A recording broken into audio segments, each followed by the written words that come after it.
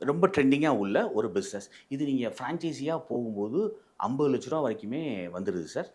அதாவது நான் சொல்றது மிகப்பெரிய கார்ப்பரேட் பிராண்டு சொல்லல. அதுக்கு அடுத்தபடியா உள்ள பிராண்ட்ஸ் இந்தியன் பிராண்ட்ஸே உங்களுக்கு 50,00,000 வரைக்கும் சார்ஜ் பண்றாங்க. நீங்க தொழில வந்து தெளிவா கத்துக்கிட்டு ஓனாவே பண்ணலாம். ஸோ சிக்கன் வாஷிங்லேருந்து ஃபைனல் ப்ராடக்ட் வரைக்கும் அதில அவ்வளோ வெரைட்டி பர்கரு, அதே மாரி உங்களுக்கு ராப்ஸு, சாண்ட்விச்சு இது எல்லாமே நாங்க வந்து உங்களுக்கு வந்து ரொம்ப தெள்ள தெளிவா கத்துக் குடுத்துருவோம். அடுத்தது ட்ரெண்டிங் அப்படின்னு பார்த்தீங்கன்னா, காஃபி, டீ இது ட்ரெண்டிங் அண்ட் சேஃப்ன்னு கூட சொல்லலாம். சேஃப். காஃபி அண்ட் டீ வந்து எவர்கிரீன். ம். இன்னைக்கு ட்ரெண்டுன்னு சொல்லலாமே தவிர, கருப்பட்டி காஃபி ட்ரெண்டா இருக்கு. மாடர்ன் டீ அண்ட் காஃபி எல்லாம் ட்ரெண்டா இருக்கு. இதெல்லாம் ஒரு கடையா போட்டீங்கன்னா சார், 4,00,000லேருந்து ரூ. 5,00,000 தேவைப்படும். இது கூட நீங்க என்னென்னலாம் சேர்க்கலாம் அப்படின்னா, சாட் சேர்க்கலாம்.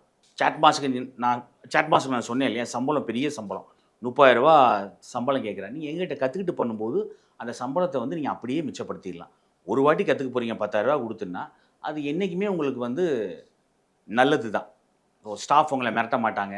நீங்களே